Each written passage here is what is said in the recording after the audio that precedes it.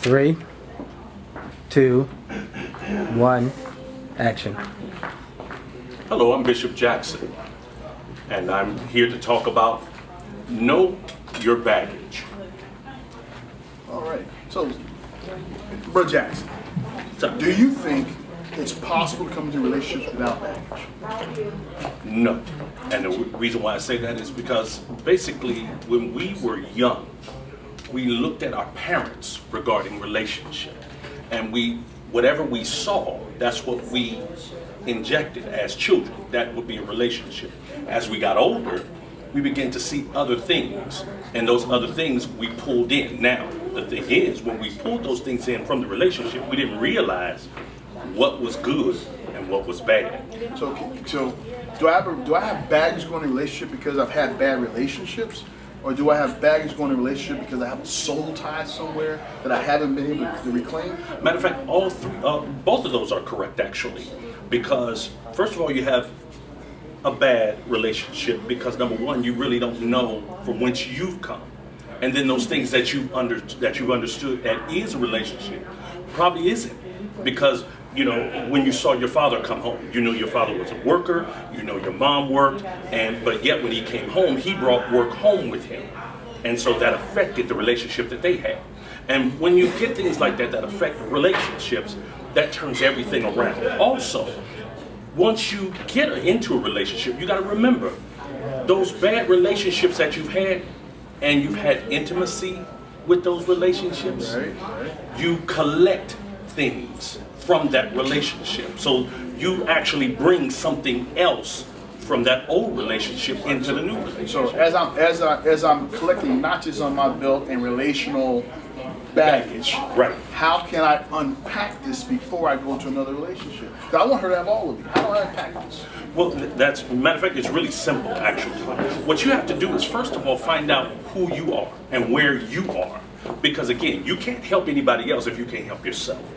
So first of all, you go ahead and you get yourself together, find out where you are with you, where you are at your job, where you are at goals, where you are with finance, where you are with how you feel about yourself. I'm so confused. I looked at her and she broke my heart, man. I don't care where I am and it's her. It's all about her, man, what I do. Well, then the thing is, again, even though you loved her, the bottom line is that apparently your love wasn't strong enough for the both of you because she left you.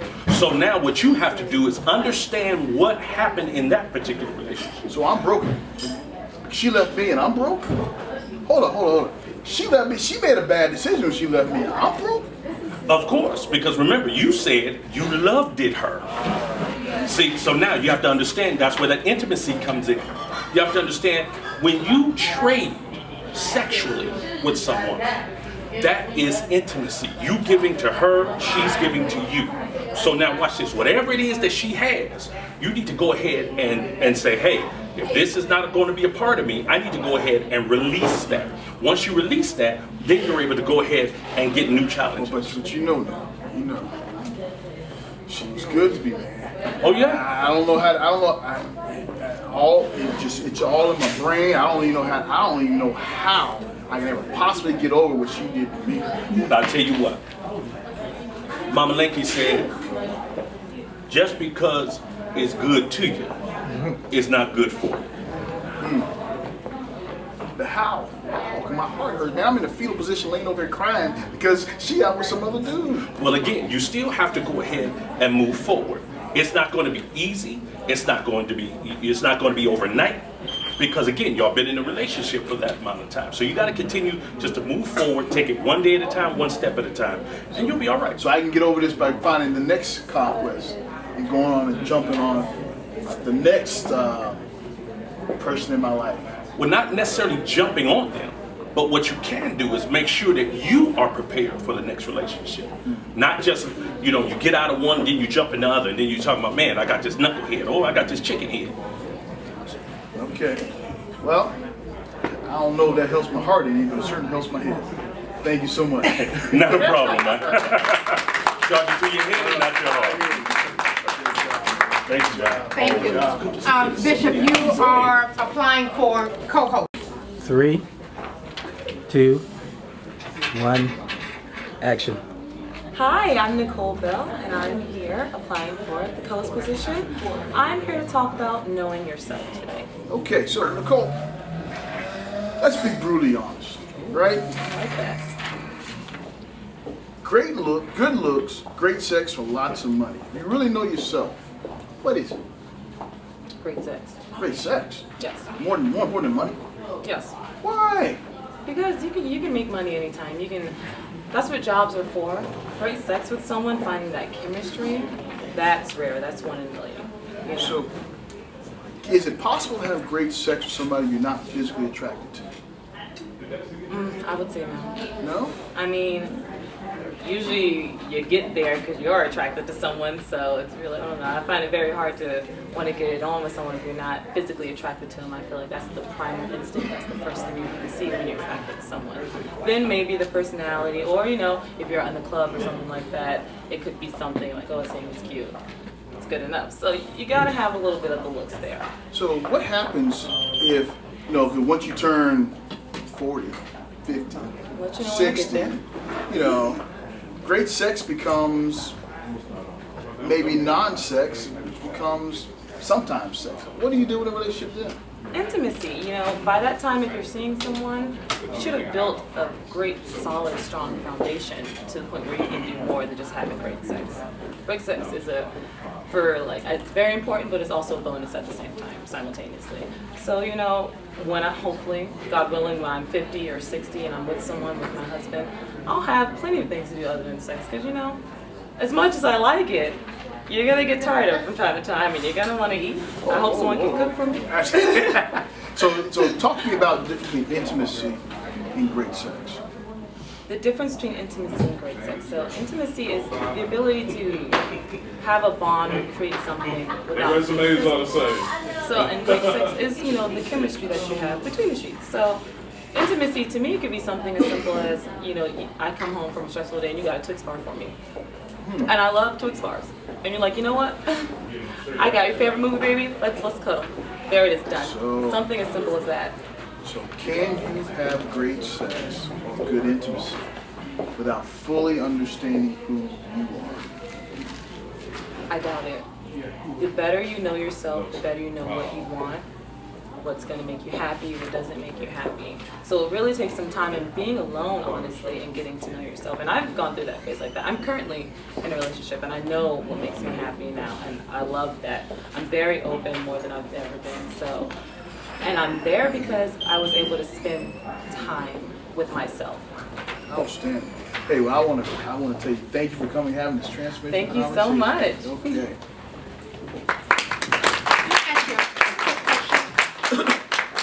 Where do you reside? Where do you live? Alexandria. Okay, you drove in from Alexandria? Yes. Okay, and you're applying for co-host? Yes, Okay, if you don't get co-host, would you be interested in any other position? of course. I'm open for everything. I do anything. Okay, and you're in a relationship? I am. Do you currently have a job, a regular job? I do. What kind of work do you do? I'm a My Gym fitness instructor, so the schedule is very flexible in itself, and the supervisor I work with, she's probably the best supervisor I've ever had. So schedule-wise, I can usually make that work. I'm very flexible. Okay, any kids? No? Yes. Not yet. Thank you. Thank you. Thank you so much. Thank you. Okay.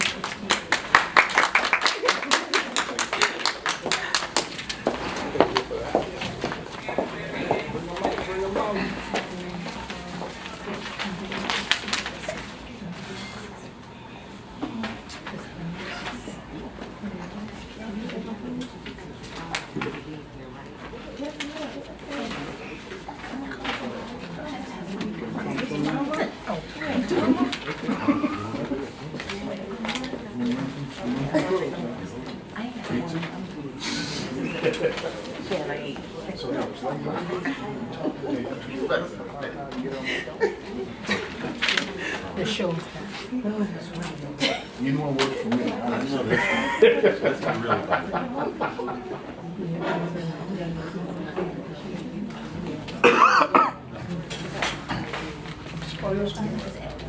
Yeah, the Richmond connection. Okay.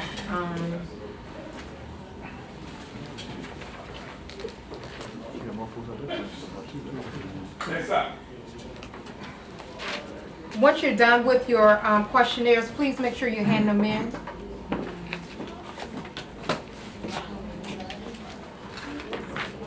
Thank you. Okay.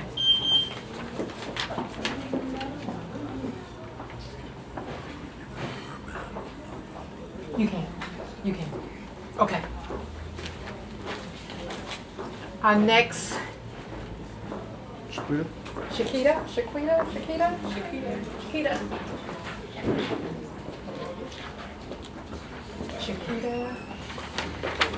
Hey, how are you? It's good to see you. So I have it on my phone, the little phone. Okay. Can I bring that up here or Is that you? Do you know what you want to talk about? the us? Well, no, you're us. Okay. All right. So, help you up there.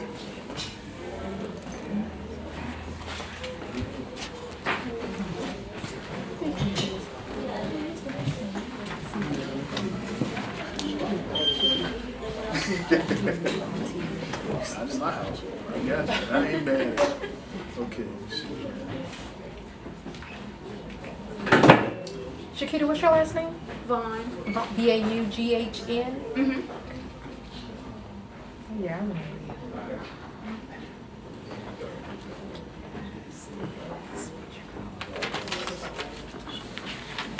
You there?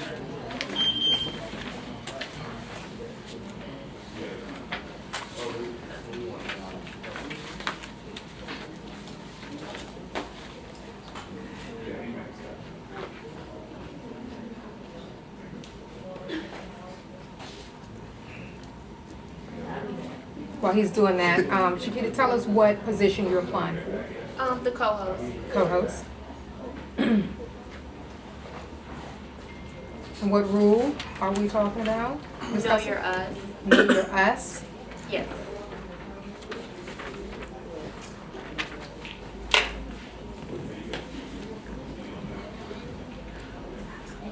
We close enough together? You good? Yeah. Oh, you're trying Yeah. to separate you. Okay, Right. fine. Yeah, you got, Okay, got I'm one for you. Yeah, For the both of you. Yep. Okay. Okay. 3, 2, 1, action. Hi, my name is Chiquita, and I'm auditioning for the co-host position, and we're going to discuss the Know Us rule today. So, Chiquita, right? Yeah. Like banana. Uh-huh. Okay, so, I want to talk about know our us. Who is an us? Well, us is, well, speaking on relationship terms, us is you and your partner together. But why is it important that we know our us? I know me. I know her. So, Oh. no, wait. Well, the question is, how do you both function together? You might know her separately, or, I might know him separately, but how do you all function together is what matters. So do we have a collective set of rules we live by? Do we have separate boundaries? I know my boundaries, and your boundaries might be a little different than mine. How do we mix those two together? Yeah. I mean, I am the man, so you're going to follow my lead, right? Mm-hmm. Well, sometimes a woman should be able to have a certain amount of dominance in a relationship too, and from different aspects. A man might think that he's supposed to have all of the control, but sometimes it's okay for a woman to step up and have a little bit of control too. When is it okay for a woman to dominate a man? When it comes to different household issues, maybe it's okay for a woman to put her foot down about different rules, or certain stuff that might have happened in a previous relationship with that man. It's okay for a woman to put her foot down about certain rules that are going to carry into the new relationship. So why should I allow her baggage to start making rules in my relationship? No, it's not necessarily baggage. It's more so sometimes guys do stuff that they've done or was acceptable in a previous relationship, and then the new woman has to make it known that that's something that is not okay with her. Like what? Maybe like certain stuff like cheating. Sometimes some women are okay with that, or some people are in open relationships. I want to meet those women. So. Well, some people are more so in open relationships or have been in open relationships. And versus when they get into a relationship that's monogamous, it's a lot different. So it's a new set of rules. So it's possible that because you love me, you might actually change some of your core values to be with me. Well, some women I won't, but some women do. Yeah. So Virginia Beach is the world's largest community of swingers. So per capita. So if we were in a relationship and I was in the lifestyle, okay, how would you put a boundary on us if it's the lifestyle you knew I lived prior to coming into a relationship? Well, what you can't compromise your beliefs and what you'll accept in a relationship for somebody else. So it automatically comes down to like an ultimatum. I will have to give you an ultimatum. Either you stop that lifestyle or there could be no us. So sometimes you just have to put old things in the past. Doesn't that lead to a lot of Friday nights by yourself and a lot of no dates because you got all these, one of the things the guys say, black women got too many rules. Every time you turn around, they got rules. We want freedom. We don't want all the rules. How can there be in us if you got all the rules? Well, I think so. Maybe sometimes two people are meant to be together, but maybe they need to explore who they are individually before they come together and make a us. So if you're having that problem in a relationship, maybe that's what you need to do. Is it possible you might have too many rules? It's possible. It is. Because what works for some people won't work for others. So it's always a compromising type thing. So if you compromise your rules, what you're really saying is they weren't that valuable to you in the first place because you compromised them. No, not necessarily. Like sometimes you have to compromise so that you can meet that other person halfway. That's more what it's about. So in a relationship, is it really compromise or is it giving in? Is there any such thing as real, true compromise? Yeah, there's real, true compromise. There's real, true compromise, and there's stuff you just won't put up with. Basically, two separate things. Okay, so if you know our us, and you know my standards, and you know what I'm willing to put up with, and what I expect out of a relationship, because you want to be in a relationship, you'll come to my side of things just to be in a relationship. Because you're a great woman, and I'm a great guy, so you just want to be in a relationship with me. So you'll violate your principles to be with me. Is that right? No. I think we're... Yeah? No, not necessarily. But you'll compromise them to be with me. Yeah, you could compromise certain stuff, but some stuff is just a no. You don't want to compromise your morals. Which are subjective and may change over time. But that's okay. All right, hey, great. Thanks for the conversation. All right. Thank you. Let me ask you one quick question. How old are you? 23. You're 23? Okay. Where do you live? In Newport News. Oh, you're in Newport News. Okay. Yeah. Okay. Are you in a relationship? Yeah.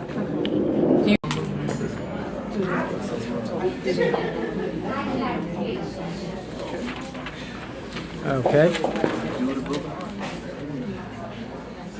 Ready? Ready? 3, 2, 1, action. Hello, my name is Tanya Street, and today we're going to talk about know how to love. Most people don't understand what it means to love when all the loving is done. So how do you keep love alive when I'm done sleeping with you? Okay. So is this someone who's married or not married? Now, let's start with the married folks. Okay. Start married folks. We've been sitting together for 30 years, I'm done. So knowing how to love really starts first with loving yourself. Okay. And even with being married, what happens over time, you begin to like unpeel like the onion. It begins to, Right. you begin to peel that onion, and sometimes there are things that happen in your childhood and then in your teen years, and you begin to deal with those things. And so it's important to embrace each of those moments, like when you were little. If there's something that happened to you when you were little, it's important to embrace that moment and heal from it and then move on from there. So when you're in your... But when you're little, I mean, we're 50 years old. That happened 40 years ago. Exactly. Shouldn't you be over it? And I'm wondering what the problem is. Aren't you over it? Right. Great question. And if you are in a relationship and you're seeing that someone's love is not on, that's a great question to say, well, you know, what's going on all this time? I see that you're changing, or, you know, things are changing our relationship. Even when it comes to sex, something has changed. That's a great time to kind of go back and see if you have healed, because a lot of us, you know, I believe that we were created in a way to kind of get through hard times and trauma. You know, a lot of us walk around not attached to ourselves, and then it just comes to like we're 40 and we're 50, and life has happened over and over and over again, and we get to this point where we kind of crash. But is it possible that we've been married now for 20 years, 25 years, and the kids are now out the house? Right. They're off to college, Right. and I just discovered I don't like you. Right, exactly. We hear that a lot. We hear that a lot. You know, I had a couple, an older couple say this to my husband and I. They said the best thing you could do for each other when you're early in your marriage is to always say kind words to each other. Because when the kids leave the house, you will always have to deal with the mean things you've said to each other. And so if you don't want to deal with those issues when all is quiet, then be kind to each other early on, and you won't have to deal with some of those issues. Like, I remember he said this, like all of a sudden it's quiet and this noise, you know, all that begins to come back. Yeah, that's because I'm just tired of you crazy. I mean, you've been crazy for 20, 30 years. Now the kids gone. I got that's crazy a different no more. problem. That's a different issue. No, you've been crazy all the time now. You know, I think kids make you crazy, but I got to put up with crazy no more. I'm out of here. No, it's a very real thing, you know, to be in a long-term relationship, and then you get to know each other in a different light when the kids aren't there anymore. They're off doing their things, and you just kind of, you know, for me, you know, as a woman and as a mom, you know, you have given your best, you've given your all to your kids, and you've nurtured them, you've reared them, and now it's like, okay, it's me time, it's my time. Now, how do I love myself right here where I am today? But isn't part of the problem that you gave all your best to your kids and you didn't reserve your best for me? I don't think that's necessarily it. I understand what you're saying. I think you gave what you could, well, at least for me. I gave what I knew how to do based on how my mom raised me or how my parents raised me. You know, so I gave I gave there. But I think what happens is, as everyone leaves, I begin to find new things out about who I am. And I get to embrace and deal with those things as well. So do we find that at this stage of our lives, when we're entering our 50s and you're menopausing and I'm menopausing and all the hormones, Midlife crisis. you know, yeah, Right. you know, and what used to fit then no longer fits together. How do we keep it together? Because really, for 20 years, all we've been doing is, you know, kind of going along to get along. Now I don't really like you. Right. Still attracted to you, just don't like you. Right. Well, it's important to adjust, and it's important to communicate, because, you know, sometimes men, you know, they don't naturally, it's not true all the time, but some men, it's just harder to communicate and to say how they're feeling. And women, you know, especially in a long-term marriage, you know, I've spent my entire time telling you exactly how I feel. But at, you know, a point like that, it's really important to communicate really what the heart is saying and to walk through this together. We said for better or for worse. Yeah, but they weren't supposed to get this bad. It wasn't, right, and maybe no one saw this coming, but you get to make a choice. I believe love is a choice. You know, so you get to choose to love again. Hey, thank you so much for having this conversation. Awesome.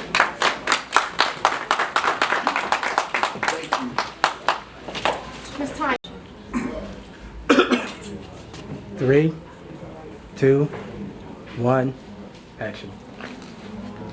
Hello, my name is Donna Elliott. I'll be auditioning for the co-host. And the rules today is know how to love. All right, so here. One of the things we know how to love is it possible to be in love with somebody, be married to them, and be celibate? Don't look shocked. Well, actually, I believe so. I know a couple like that. But it has more to do with health issues. And maybe their age, I'm not sure. But, I mean, they have other things in common. And a sexual relationship is just not something that's very important to me. I'm 25 years old. I'm about to get married. She loves me, but she wants to live a celibate marriage. Oh, well, no, you need to let her go. Let her go. Because, I mean, the part of marriage is you definitely need to consummate the marriage. But I love her. She has it on my heart.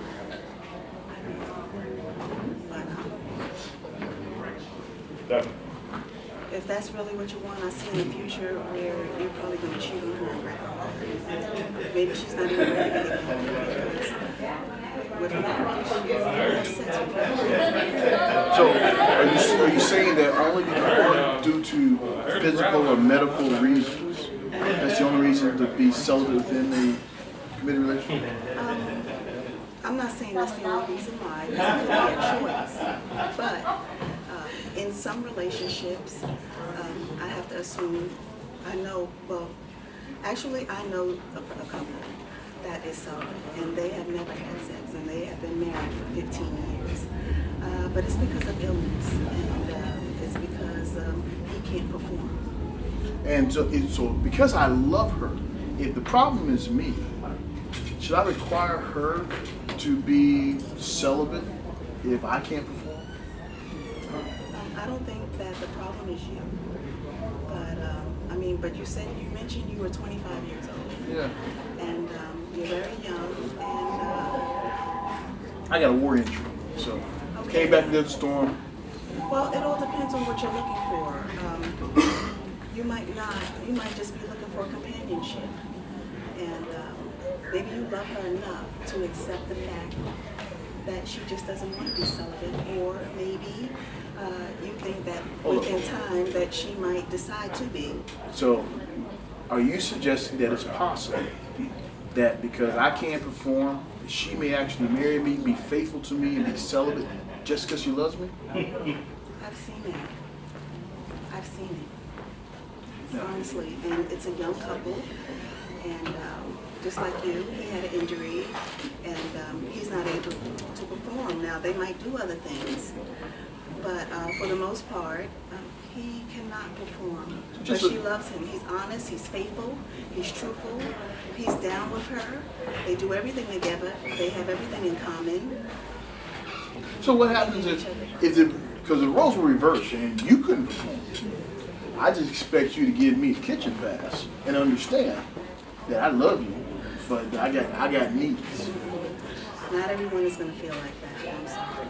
It takes a certain type of individual to feel like that. It could be anything. It could have been their past, what they've been through. It could be health issues, like in your situation. You just really need to find somebody that will accept you. That's what it's all about. Big stop. Okay, great. Well, thank you so much for having this transformational conversation. It's my pleasure, sir. Okay. Thank you. All right. Awesome, thank you. Thank you. Donna, let me ask you a quick question. How old are you?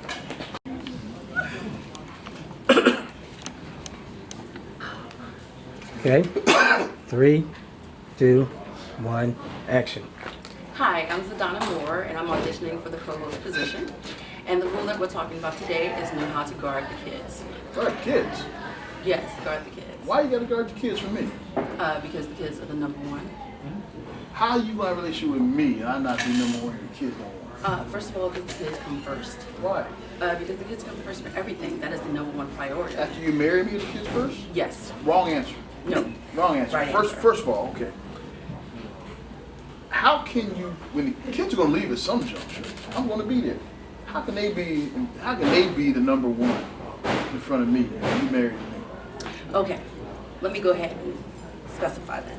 Break it out. Okay, because you're talking about towards like the end of the relationship until death do us part. Oh, the marriage ain't the end of the relationship. That's the Yeah, beginning of the talking relationship. about like the death part.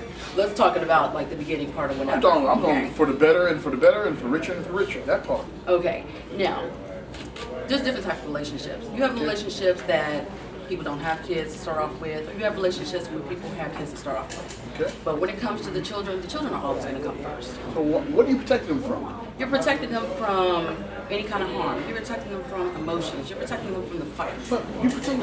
I'm your man. Why are you protecting from me?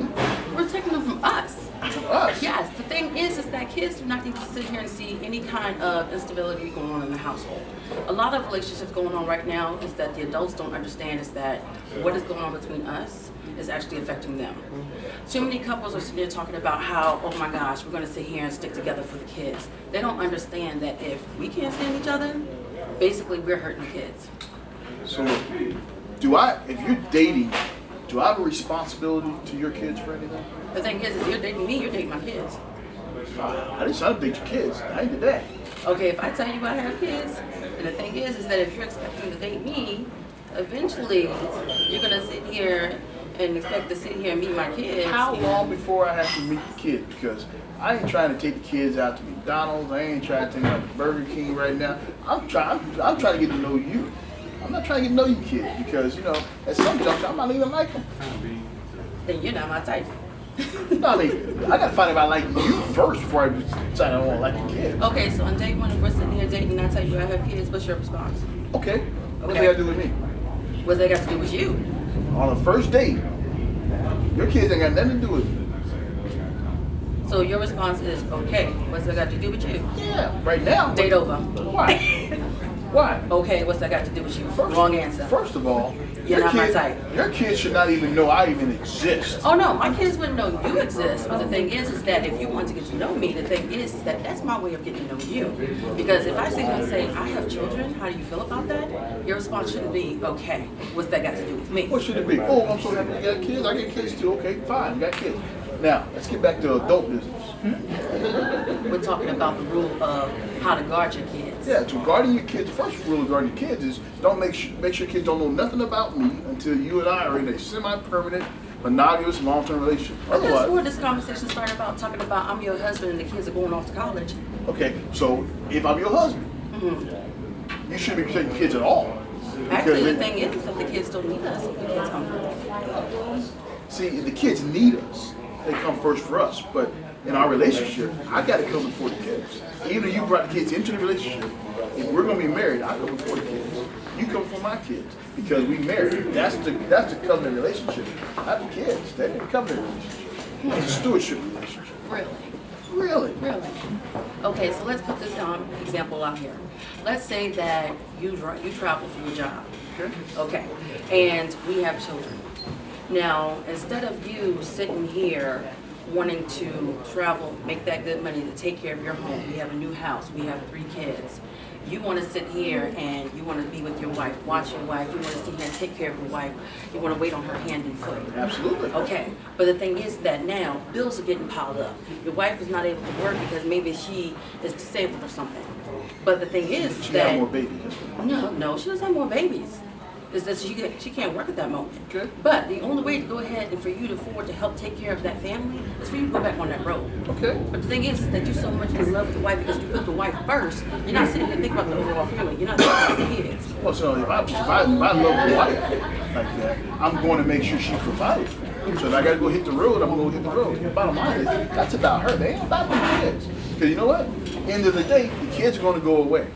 They're going to be gone. You said make sure she's provided for. The thing is that at that moment, it's a family. Everybody's in that house. So overall concept, not just her, also the kids. Know how to guard the kids. It sounds like you're being selfish. I You am need to being think about selfish. everybody. I'm thinking of everybody. No, you're not. You said her. Because her is my world, and guess what? The kids is just an added benefit. No.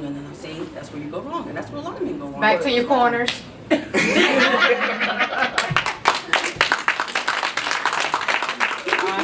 Awesome. Z, where do you live? I live in Norfolk. You live in Norfolk? Yes. Okay. Do you have kids? Yes, I have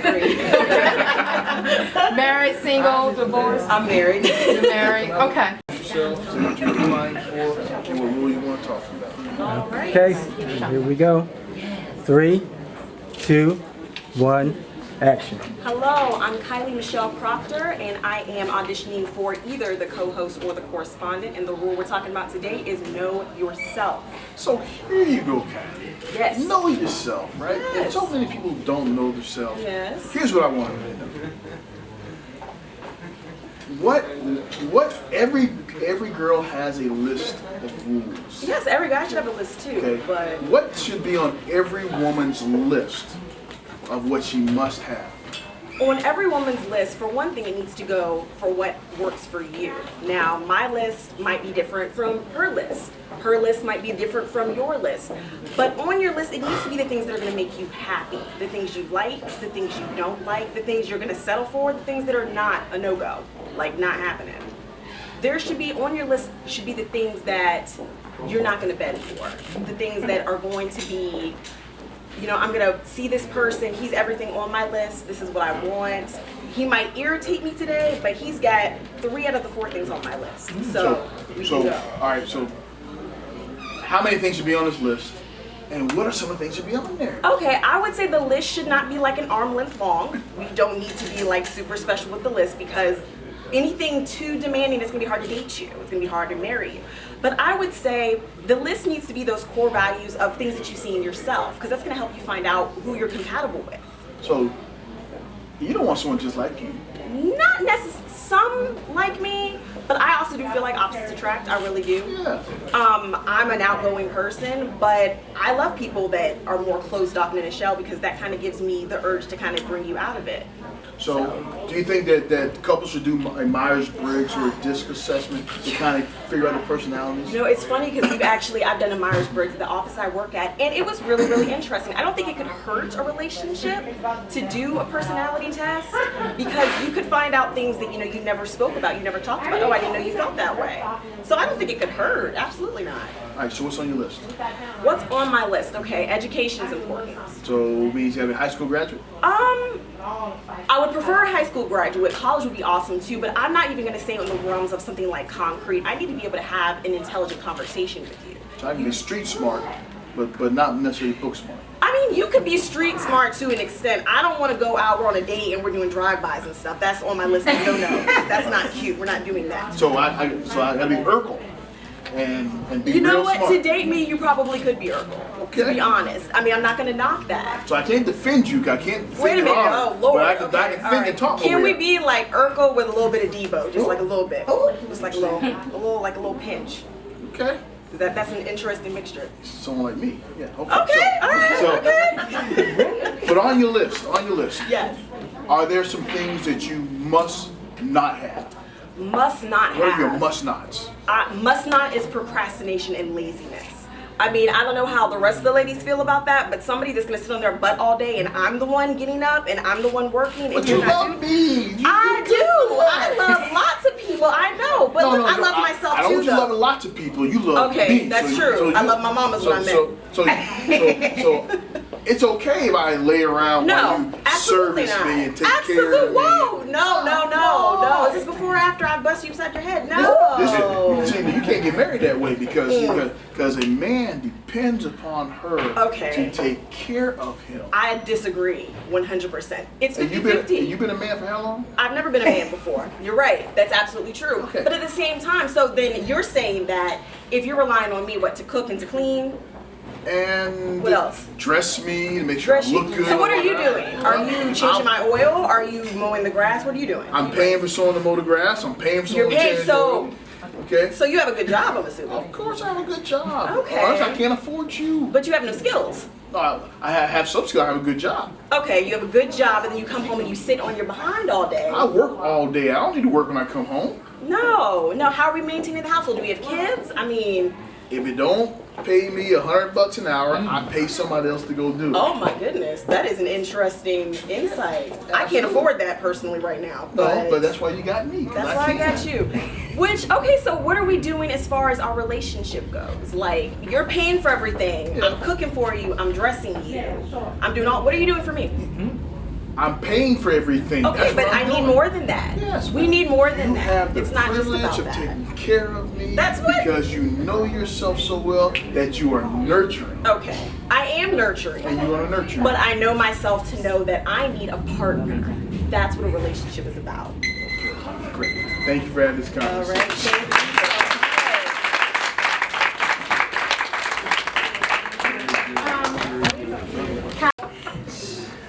Okay. 3, 2, 1, action. Hi, my name is Keisha Body, and I'm here auditioning for the co-host and also for the correspondent reporter position. And our rule. And our rule today is know how to bounce back. So, I was listening to Lenny Williams the other day. Oh my Okay. God. And this brother was having problems. His heart was broken. Oh.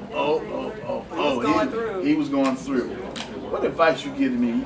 You done broke my heart. How do I bounce back from your broken heart? Wait a minute. I broke your heart and you want me to give you advice? Yeah, you broke it. I don't think I'm the best person to tell you about that. I mean, I can be a friend. I can't be the girl that broke your heart and give you advice on how to move on. But you can't be my friend because guys don't have girls as friends. Yes, they do. No, we have potential. We ain't got friends. Y'all got it. No. So, advice on how to move on. For me, distance is key for moving on. Like, you gotta separate yourself from that person completely. Is that like I need 2 car links behind her? She's driving around town. I'm talking about like you need to move to another city. I can't You need afford to to do- move. Oh. The girl we lived together. She broke my heart. Now she took half the stuff and moved next door. I can't go anywhere. How do I get in your leave? Well, they say time heals all. I don't believe that, but that's You don't what they believe time say. heals all? No, I don't. So you mean to tell me I'm gonna be pining after this woman for the next 50 years? No, pray, go to church, get your nice little group. If I was praying and going to church, she wouldn't have left me. Oh, that's why she left you? No, I'm praying hard. She still left me. I went to church every Sunday. We weren't doing the right thing. We weren't married. But Right. she still left me. And my heart is broken. I don't know what to do because it ain't very manly to sit there and crying and stuff. I don't know what to do. Well, you said you had potentials, so why don't you go talk to some of them? Because they just will take care of my right now desire, but they ain't long. The reason they potentials? Because they bench warmers. They were never meant to be a star player. I need somebody to be a star player. Okay, well, I'm a writer, so maybe you could try writing. I hate you so much right now. It's how you feel. It's how you feel. Writing for me is therapy. You know, I write poetry all the time, every day. In my car, I know it's terrible. I've been driving, have to write down whatever thoughts come to mind. But for me, getting over a relationship, distance, and definitely writing is the way for me. So I can only advise you on things that I know that works for me. But Christmas is around the corner. Yeah. I've been planning all year for what I'm gonna do for Christmas. You know, what do the lonely do at Christmas time? They go and spend time with family. My family loved this girl. They gonna think something wrong. They gonna think that I did something. Well, that's what you did. You have to communicate and let people know around you how you feel, what you're going through, and they'll see that, you know, obviously you're affected by the relationship ending, and they should be able to help you to hopefully not bring her name up and all that kind of stuff to be able to move on. And you know that sister of mine is gonna make sure she brings that girl's name up every time she get. What happened to her? What happened to her? What you do? But those are the family members that you ignore. And if you can't ignore it, then that's a conversation that you have. Maybe you need to talk about it. How do I start over? What can I do? I'll never ever be in love again. It's difficult. And like I said, if you have a strong relationship with God for one, then Well, if he loved me, he wouldn't let this happen. Oh no. If he loved me, he would not. Oh, no. He would have made her stick with me through all of my You garbage can't because he put loved God's me. name on none of that. Why? Because you said that y'all were wrong. You weren't, you didn't have that relationship with God. We before weren't you got all the together. way wrong. We were just wrong a little bit. You're either wrong or you're right. There ain't no little bit, ain't no in between. So now you tell me, and now the God done robbed me of my relationship. But now God I didn't go back. rob you. There were choices that you made, there were choices that she made. God had nothing to do with that. I hear you. My heart's still broken. It- But I it'll be thank, okay. but I thank you for the conversation. Thank you. Thank you. I just recently started dating someone. Okay, you just started dating someone. How's it looking? It's looking pretty good. Okay, you smiling. All right. I feel the beam over here. I know. Do you have any kids? I do. I have 3. Oh, wow. Okay, what are their ages? 22. My son is 22. My daughter is 19. She's an ODU at freshman. I mean, a freshman at ODU. And I have a 3-year-old. A 3-year-old. You started off. Oh, wow. You started all the way over. Yeah, I started all the way No over. longer seem like Been there. Yeah. Yeah, I got a 28-year-old and, well, almost 16-year-old. Wow. you look Midlife good. crisis. Yeah. And 3 grandchildren. Yeah. I'm a new grandmother. Right. Okay. All right. All right. What kind of work do you do? Right now, Yeah. I don't do any. I just left the job last week, Gotcha. Okay. All right. Any questions? so I'm free to build. Gotcha. All right. Thank you.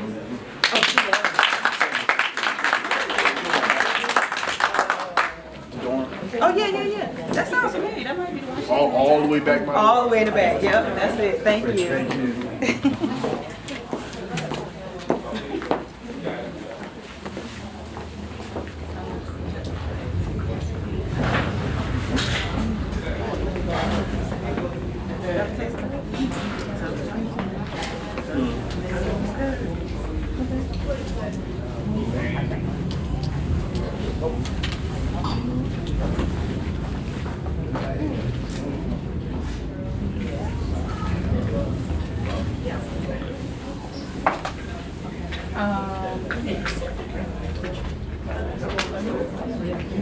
Exactly.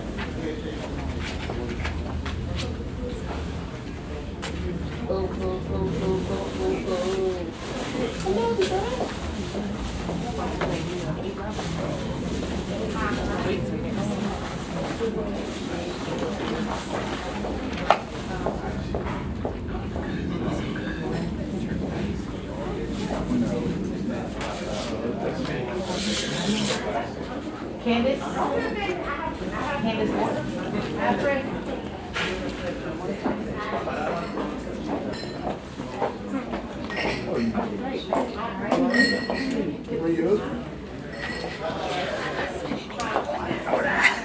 Stay there, tell me. Oh no, he might have it. I'm sorry, I'm gonna go.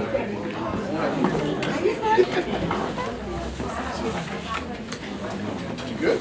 Do you know who you want to talk about?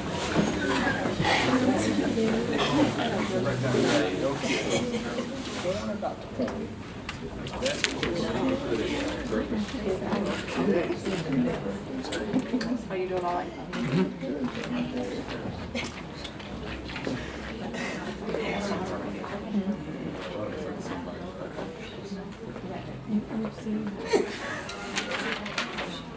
Stop laughing at me.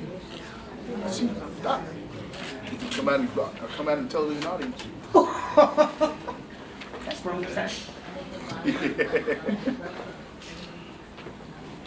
Can you spell your last name? WERTS. I put a Z on it. And what rule are we doing? Know how to keep it hot. You know what? I expect nothing less from you. And there's a reason why I'm saying that. Okay. This should be good. Unfair competitive advantage, you know that. And can I say this because we're almost at the end? Good. When I tell you this is the type of platform that you don't have to worry about stepping on toes, you don't have to hold back. Everything when it comes to matters of the heart is a sensitive subject, so why hold back? It is what it is. Okay? And I said that for a reason. Boss, why you look like that? Everybody let me take some notes out. He was like, I mean, that's why I'm me too. Okay. 3, 2, 1, action. Hi, my name is Candice Nicole. I'm auditioning for the co-host, and our role for the evening is how to keep it hot. All right, so here, look. Can we, since we together, if I'm into all 50 shades, can we make that work? Yes, we can. No, black folks don't do shades. It doesn't matter color. You can't put it black, white. If you want to have kinky sex, if you any type of sex you want to have, if you and your partner discuss it and you both are comfortable with it, then go for it. What if you're not comfortable with what I want to do? Can I help make you comfortable? Depends on what you want to do. You know, You can discuss it and you can explain it. You can read on it. If the person is like, say you wanted to use nipple clamps on me, and I'm not sure if I want you to do that. So what we can do is we can research it. You can't pressure me and try to force me to do it. So we'll research it. We can watch videos. can I surprise you? Not if I'm not comfortable with it. So basically, if you want to have this type of sex, you guys need to sit down and discuss what type of sex you want to have. If it's going to be rough sex, explain what rough sex is. If we're going to bring in sex toys, what sex toys are we going to bring in? Am I comfortable with them? Why or why not? That takes all the spontaneity. That's not I true. want to just reach around and just grab something and say, "Oh, guess what? Guess what I got?" You have to know your partner. Some people you can't spring things on. You have to know the person's personality. Like my personality, for the most part, you can almost spring almost anything on me as long as we're not bringing other people in our situation. Oh man! So if we're going to really keep it hot, are there any boundaries to keeping it hot, other than things that are medically impossible? Are there any boundaries? Well, you have to discuss what you're open to. Like, for instance, I would be open to spankings, I would be open to bondage, but everybody's not open to that. I would be open to vibrators and things of that nature, and a little bit further. But like I said, if you're going to be sexually involved with someone and you're in a relationship with them, you have to have great communication. You have to discuss everything. Like, you have to discuss like your plans if you want to get married, etc., etc. But when it comes to sex, you have to be open too. You can't be shy, you can't be timid. You just have to say what you want to do and what you won't do. So when we plan our safe word, right? Should safe word be something that is a normal word, or is it be how do we plan good safe words so we don't accidentally say safe? We don't want to be safe. Well, you have to discuss the word that that you both are going to remember. Like, it could be something like pickles. Like if it's going like way left and you're not enjoying it, you can say pickles. That'll make you stop immediately. Okay. No, but there are different levels of this. I mean, there's a safe word like absolutely not. Then there's another. What's called a warm word that you get a little uncomfortable, but you're okay. Right. There's all different levels. So like I said, you would have to sit down with your partner and say, these are our safe words. And if you want it to stop immediately, this is what you say. And that person has to understand, regardless of how worked up, how turned on you are, you have to stop and respect their wishes. And I suppose that no cannot be one of these words. No shouldn't be one of those words. Because no doesn't always mean. Because especially if you're role playing, you can be like, no, don't do that, but you really want them to. So it has to be a word that you're not going to get confused with anything else. And most women realize that no to a man really is like saying sick him to a dog. Depends on the situation. You have to make sure we're talking, clarify the situation. If we're having consensual sex, then no can mean don't do that. Yes. But but it really means give it to me. Okay. So, are there things that married couples cannot do because it's just not very dignified for married couples? I disagree. Married couples can do anything they want to do. You think being married gives you more latitude than not being married? No, I don't. No? But I think when you're married, especially depending how long you've been married for, you have to be open to do other things that are hot and spicy. But there's no limit to what anyone can do, as long as you two are comfortable. All right, hot. Thank you so much. Candace, tell us, where do you live? I live in Richmond. And you're Okay, here we go. 3, 2, 1, action. I'm Rhonda Arrington, and I am here for the audition for correspondent, as well as preferably for co-host. And my rule is know your baggage. Why, Rhonda, why do you bring baggage? We've been dating now for a couple of years. Yeah. Why do you bring all this baggage to this relationship? Listen, it goes back to Adam and Eve, you know? I mean, the first baggage was whatever they made the fig leaf out of, you know? Whatever your experiences are or what you're going to bring to this relationship. And so I'm going to bring my baggage. It could be hefty baggage, it could be Louis Vuitton, it could be Target Red Card Special. But I'm bringing some type of baggage because if you've lived life, if you are more than a year old, you have experiences, so you are bringing something with you. See, but I can live with your experiences. Yeah. Your experiences help make who you are. That's it. But his baggage has caused me all kinds of issues. Just because he did you wrong doesn't mean you got to be looking at me with a side eye. Yeah, but see, here's the thing though. Just because I have baggage doesn't necessarily mean that I look at you as my trash man and I want to throw my baggage on you. You know, because you come with baggage too. You know, you don't want to give me money because the girls before, they stole your money and they had thought, hey, give me money. You know, I'm just saying. And all I'm saying is that your baggage causes me all kinds of issues because if I'm going to love you, I'm going to love you in spite of all that, but you make it hard because you be dragging that baggage, man. You drag that baggage the last 20, 30 years. When are you going to unpack it? Well, first of all, I just like to say that I haven't been having it for 20 or 30 years. I'm not that old. But that's first. I just feel like that's all right, girlfriend. Everybody has baggage because we all have negative experiences. Am I right? We all have adverse experiences and we have positive ones. But if you are the guy that you say that you are, what you're going to do is help me figure out where to put this baggage. You know, I'm going to be like that bag lady Erykah Badu talked about, and I'm going to figure out where to drop my bags and let them go if you are the guy to help me with that. So how can I be the guy to help you figure out where to drop your bags? Shouldn't you have dropped your bags off before you got to me so I can be the man to help you go on your next trip? That's really great. I like how you with that, you know, that trip. But here's the thing, speaking of trips, you take different bags and different luggages on different trips, correct? That's true. And so I may have got rid of that 5-piece luggage set, but that clutch I'm still hanging on to.